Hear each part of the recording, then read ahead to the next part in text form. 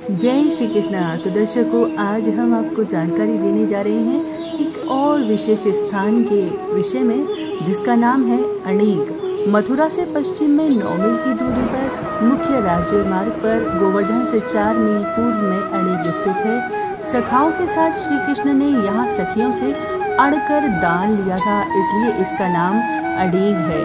और यहाँ विशेष रूप से दर्शनीय है यहाँ के 2 कुंड, जी हाँ, कमल कुंड और किलोल कुंड। कमल कुंड के विषय में सर्वप्रथम हम आपको यहाँ जानकारी देना चाहेंगे।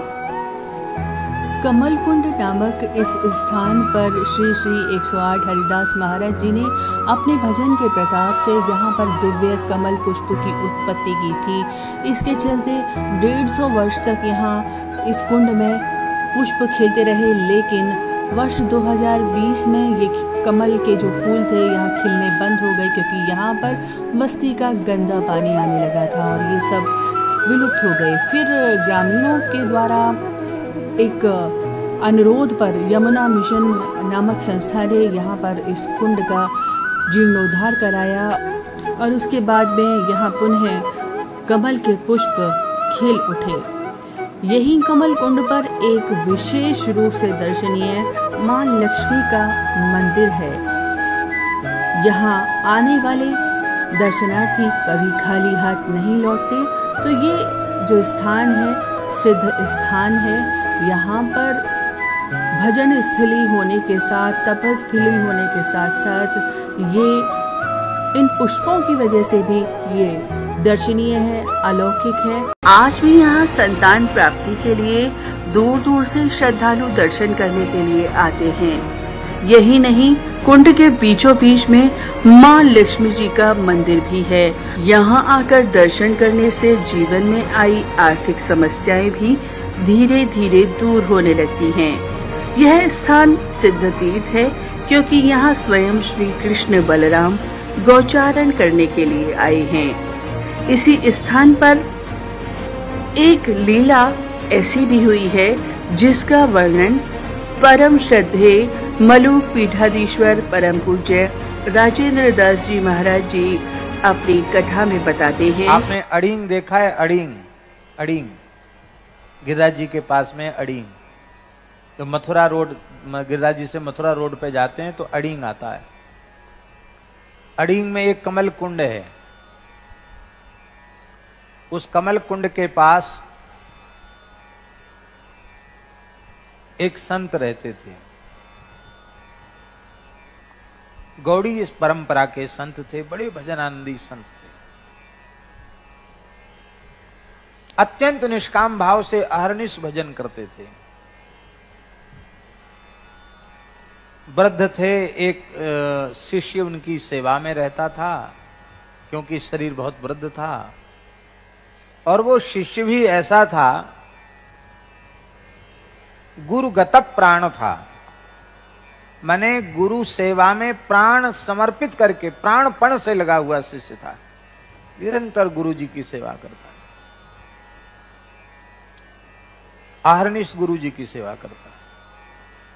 वृद्धावस्था वैसे ही थी और गुरुजी को एक भयंकर रोग हो गया, कंठमाल। ये पूरे गले में फोड़े, बड़े बड़े फोड़े निकलना।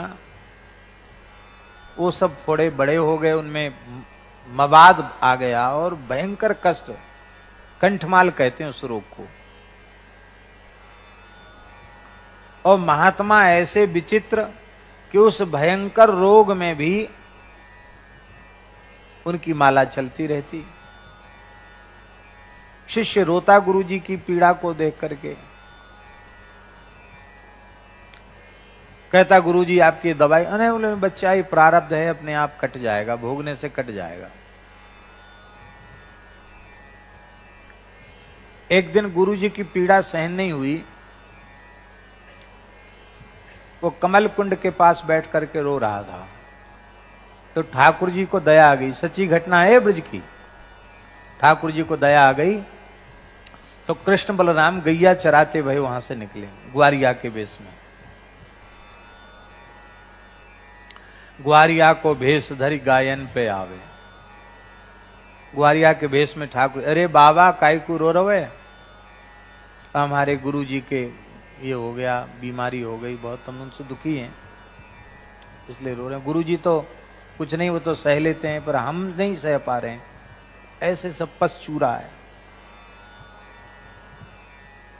कितनी पीड़ा होती होगी।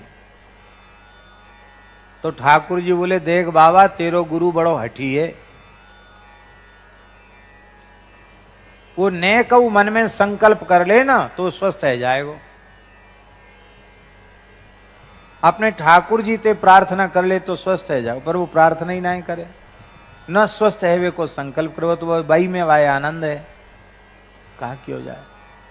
नहीं हमारे गुरु जी तो स्वस्थ होना चाहिए। बोले तो कोई बात नहीं, ले ये लूखरी ले जा, लूखरी माने जड़ी,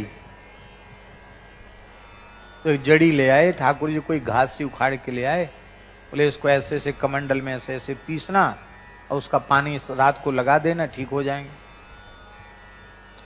गुरुजी रात को लेटे, घाव सफा किए, कपड़े से पोछे, अब पोछ करके जैसी वो औषधि लगाई, सवेरे जब उठे गुरुजी तो पीड़ा कष्ट तो नहीं ही था, वो घाव के चिन्ह तक नहीं थे, एकदम ठीक। तो प्रसन्नता होनी चाहिए कि नहीं, असाध्य रोग ठीक हो गया चमत्कार के रूप से, इस बात से प्रसन्नता होनी चाहिए थी। पर गुरुजी बड़े नाराज, बोले क्यों रे, ठाकुर जी ने हमको माला पहनने के लिए दी थी, और मेरी माला कहां गई? कौन सी माला? बोले भाई कंठमाल, बीमारी कहां चली गई?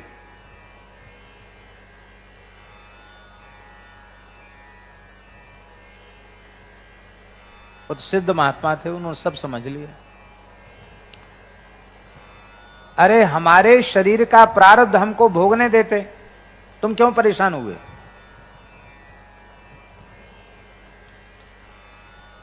अब तुमने हमसे बिना पूछे अपनी इच्छा से काम, निकल जाओ सेवा से, अब तुम मत आना हमारे पास।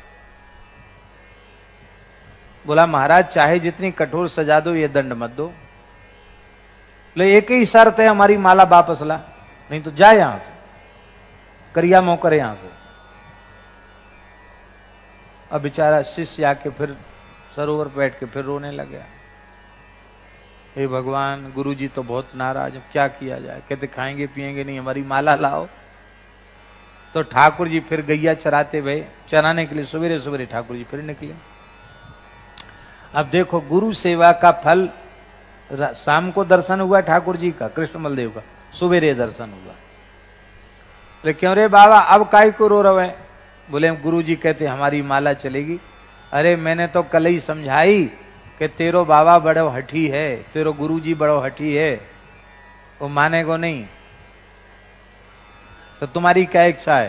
बोले हम गुरु जी की सेवा नहीं छोड़ सकते। तो ठाकुर जी ने फिर एक जड़ी उखाड़ के दी, बोले ले जाओ, लगा देना, माला फिर से गले में आ जाएगी। शिष्य आया, बोले मारा माला लेके आऊं, फिर गले में लगाया, फिर माला हो गई। और ठाकुर जी ने जाते जाते कह दिया, ये ज्यादा दिन का प्रारब्ध नहीं है, महीना 2 महीना का है, ठीक हो जाएंगे, तेरे गुरु जी अपने आप ठीक हो जाएंगे। शिष्य आया तो शिष्य ने पूछा कि गुरु जी वो कौन थे जिन्होंने ऐसा चमत्कार दिखाया? बोले बेटा तुम चूक गए, वे साक्षात कृष्ण बलदेव थे। इस प्रकार यह स्थान दिव्य स्थान है और दिव्य है यहाँ का कमल कुंड भी।